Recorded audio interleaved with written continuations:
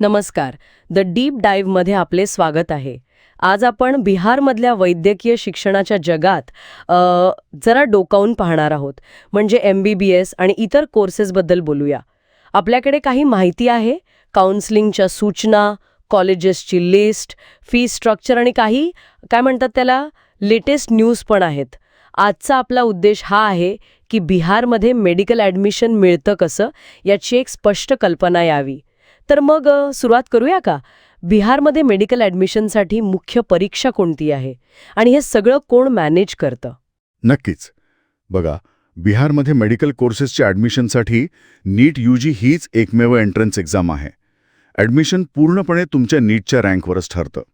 आणि जी राज्य पातळीवरची प्रक्रिया आहे ती बिहार संयुक्त प्रवेश स्पर्धा परीक्षा परिषद म्हणजे BCECEB ही संस्था सांभाळते. राज्याच्या कोट्यातल्या 85% जागांसाठी काउन्सिलिंग BCECEB करतं. अच्छा. MBBS, BDS किंवा वेटनरी सायन्ससाठी UGMSE काउन्सिलिंग आणि आयुष कोर्सेस म्हणजे BAMS, BHMS, BUMS साठी वेगळी आयुष काउन्सिलिंग होते.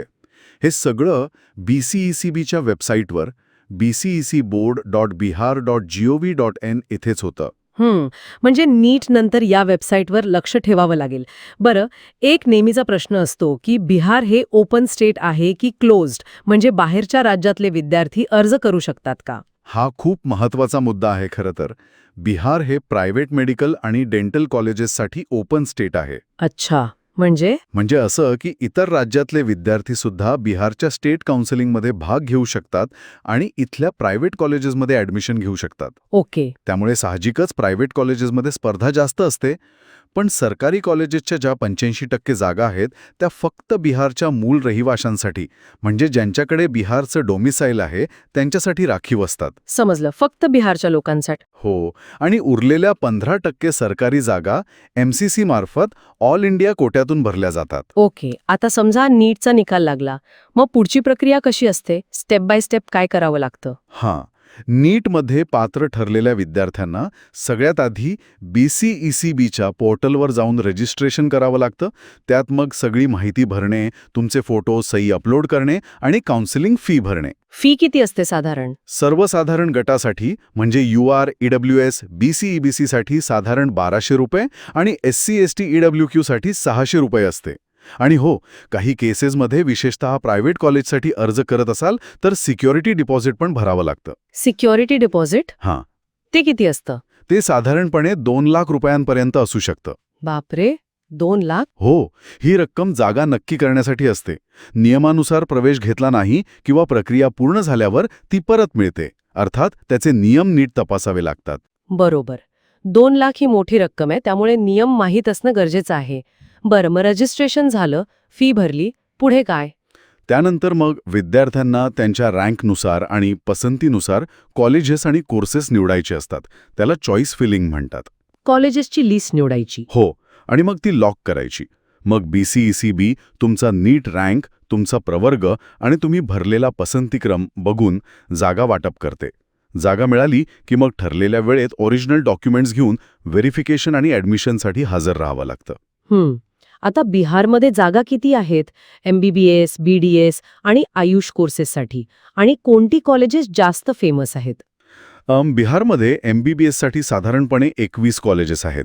त्यात 12 सरकारी आणि 9 खासगी. एकूण जागा बघायला गेलं तर सुमारे 2482, त्यातल्या 1232 सरकारी कॉलेजेसमध्ये आहेत. ओके. आणि BDS साठी 7 कॉलेजेस आहेत, 2 सरकारी, 3 खासगी मिळून. आणि जागा साधारण 315 आहेत, त्यात 115 सरकारी. आणि आयुष कोर्सेसचं काय? BMS वगैरे? आयुषमध्ये BAMS साठी जवळपास 11 कॉलेजेस आहेत आणि 170 जागा आहेत. त्यातल्या 78 सरकारी आहेत. BHMS आणि BUMSचे पण पर्याय उपलब्ध आहेत. प्रमुख कॉलेजेस कोणती सांगता येतील? सरकारी MBBS कॉलेजेसमध्ये बोलायचं झाल्यास पटना मेडिकल कॉलेज म्हणजे PMC आणि IGMIS पटना ही खूप जुनी आणि प्रतिष्ठित आहेत. प्रायव्हेटमध्ये Katihar medical college, Narayan medical college जे सासारामला आहे, ती बरीच चालतात. BAMS साठी सरकारी आयुर्वेदिक कॉलेज पटना हे खूप प्रसिद्ध आहे. आणि या कॉलेजेसमध्ये राहण्याची, खाण्याची सोय असते का? हॉस्टेल वगैरे? हो, बहुतेक कॉलेजेसमध्ये हॉस्टेल आणि मेसची सोय उपलब्ध असते, पण त्याची उपलब्धता आणि चार्जेस प्रत्येक कॉलेजप्रमाणे वेगळे असू शकतात. हे महत्वाचं आहे, कारण बाहेरून येणाऱ्या विद्यार्थ्यांसाठी सोयीचं ठरतं. बरं, सगळ्यात मोठा प्रश्न खर्चाचा. बरं. किती खर्च येतो बिहारमध्ये मेडिकल शिक्षण घ्यायला? खर्चाच्या बाबतीत बिहारमध्ये खूपच विविधता आहे. म्हणजे जमीन आसमानाचा फरक आहे असं म्हणायला हरकत नाही. अच्छा, उदाहरणार्थ?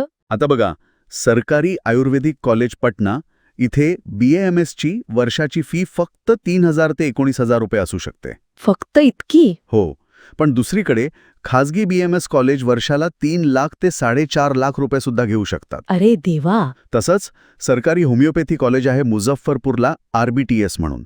तिथे BHMSच्या पहिल्या वर्षाचा खर्च फक्त 812 रुपये आहे. काय सांगताय, 812 रुपये फक्त? हो, पण प्रायव्हेट BHMS कॉलेजमध्ये वर्षाला 1.6 लाख ते 1.9 लाख लागू शकतात. प्रचंड फरक आहे हा तर. आणि MBBSचं काय, प्रायव्हेट MBBS? प्रायव्हेट MBBSचा खर्च तर खूप जास्त असू शकतो. वर्षाला 5 लाखांपासून ते अगदी 20 लाख किंवा काही ठिकाणी त्याहूनही अधिक असू शकतो. बापरे. आणि इथे एक अत्यंत महत्वाची गोष्ट लक्षात घ्यायला हवी. कोणती? खाजगी कॉलेजेसच्या फी नियंत्रणाबद्दल एक केस कोर्टात चालू आहे.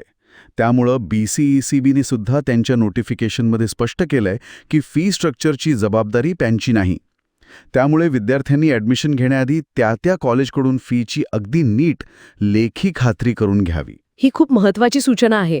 म्हणजे फी कधीही बदलू शकते किंवा त्यात काही कायदेशीर मुद्दे असू शकतात. बरं, आता काउन्सिलिंगच्या तारखा आणि कट ऑफ बद्दल काही सांगता येईल? आणि काही ताज्या घडामोडी? साधारणपणे 2024च्या सूचनेनुसार रजिस्ट्रेशन प्रक्रिया ऑगस्टच्या मध्यावर 15 ते 19 ऑगस्ट आणि चॉईस फिलिंग ऑगस्टच्या शेवटी 23 ते 25 ऑगस्ट झाली होती. कट ऑफबद्दल बोलायचं तर ते दरवर्षी बदलतात. ते नीटच्या निकालावर किती विद्यार्थी अर्ज करतात यावर अवलंबून असतं. मागच्या वर्षाचं कट ऑफ फक्त एक अंदाज देऊ शकतात. हां, म्हणजे त्यावर पूर्ण अवलंबून राहता येत नाही. नाही, ताज्या बातम्यांमध्ये म्हणाल तर कटिहार मेडिकल कॉलेजमध्ये विद्यार्थ्यांचं नेक्स्ट परीक्षेविरोधात आंदोलन झालं होतं. नेक्स्ट म्हणजे जी MBBS नंतर लायसन्ससाठी परीक्षा प्रस्तावित आहे.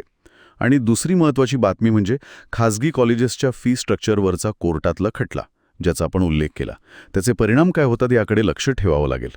तर एकूणच या चर्चेतून असं लक्षात येत आहे की बिहारमध्ये मेडिकल ॲडमिशन नीट रँकवरच होतं. प्रक्रिया BCECB जस्टाइल्ड करते.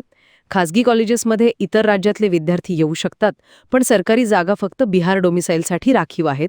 आणि हो, खर्चात प्रचंड तफावत आहे, विशेषतः सरकारी आणि खाजगीमध्ये. आणि खाजगी फीबाबत थोडी अनिश्चितता पण आहे. अगदी बरोबर. आणि जाता जाता एक विचार करण्यासारखी गोष्ट अशी की बिहारमध्ये वैद्यकीय शिक्षण घेण्याचा विचार करताना फक्त रँक आणि वरवरचा खर्च बघून चालणार नाही. विशेषतः जर खाजगी कॉलेजचा विचार करत असाल तर फीबाबतची सध्याची संदिग्धता आणि कोर्ट केसेसचे काय परिणाम होऊ शकतात याचा खोलवर जाऊन विचार करणं, माहिती काढणं खूप गरजेचं आहे. यावर विद्यार्थ्यांनी स्वतःहून अधिक संशोधन केलं तर ते त्यांच्या फायद्याचं ठरेल. नक्कीच. ही माहिती खूप उपयुक्त होती. आजच्या चर्चेसाठी धन्यवाद.